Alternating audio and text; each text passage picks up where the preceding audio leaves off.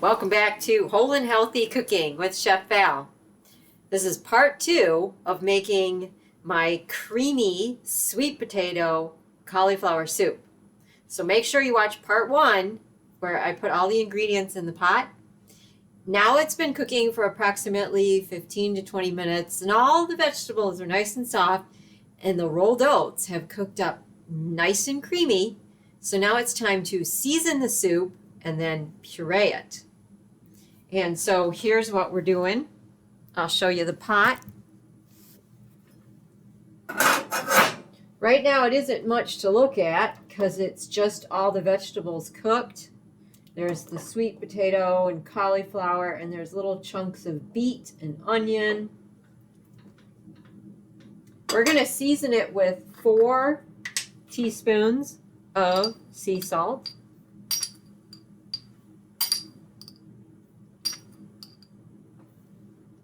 And I'm going to put 1 tablespoon of umeboshi plum paste.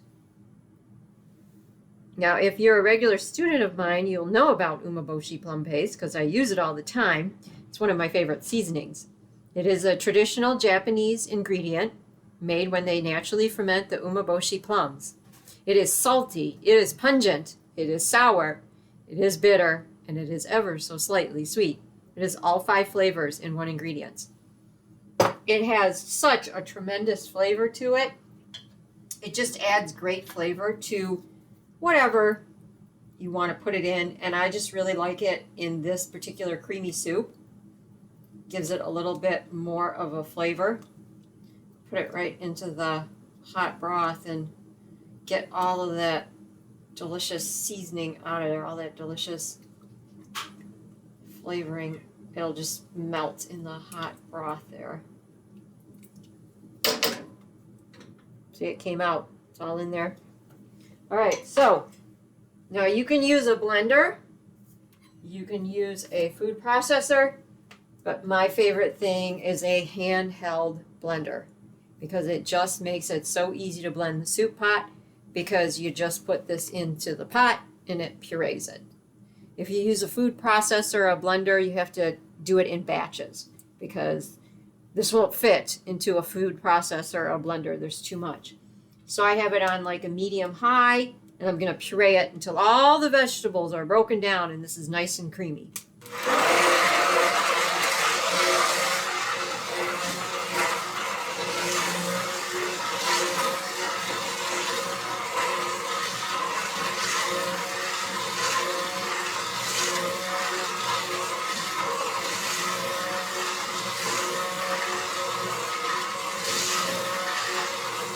Now, some people ask, like, how do you put this in the pot? It's not straight up and down. Straight up and down creates like a suction cup, and you can't move the blender. So I have it in an angle. So it's at the bottom of the pot, but it's at an angle, and all the fluid goes in there. And I do stir it around and mix it around a little bit while it's pureeing.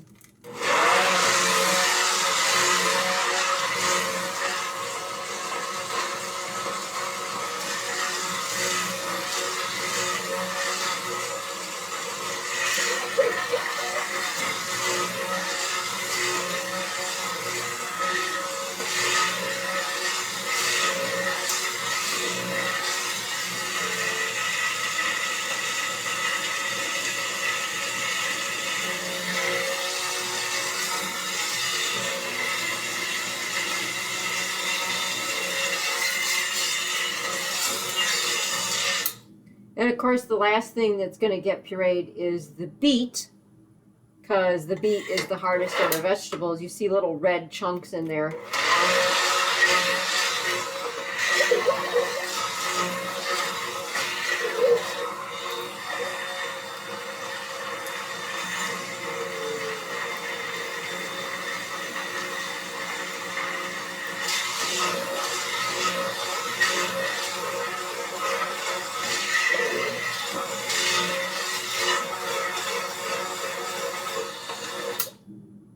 That looks nice and pureed to me.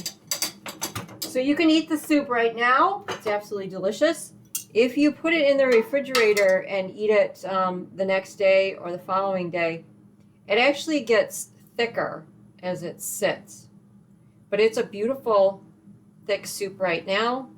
You can see from the color, it kind of reminds me of a cream of tomato soup. But I don't eat tomatoes because they're in the nightshade family. And if you want to learn more about nightshade vegetables, you can watch my video all about nightshade vegetables. This is what it looks like. It has a delicious sweet flavor running all the way through it. And that's from the sweet potatoes. So on a cold winter day, such as we have here in Michigan, this is the perfect soup. And guess what? I eat this for breakfast almost every day. Every week I make a beautiful pot of pureed cream of soup using this same basic recipe of the rice milk, the water, the onions, and the rolled oats, and I change up the vegetables. This week I did sweet potato, cauliflower, and beet. This is my latest favorite combination, but you could do any combination using that basic recipe.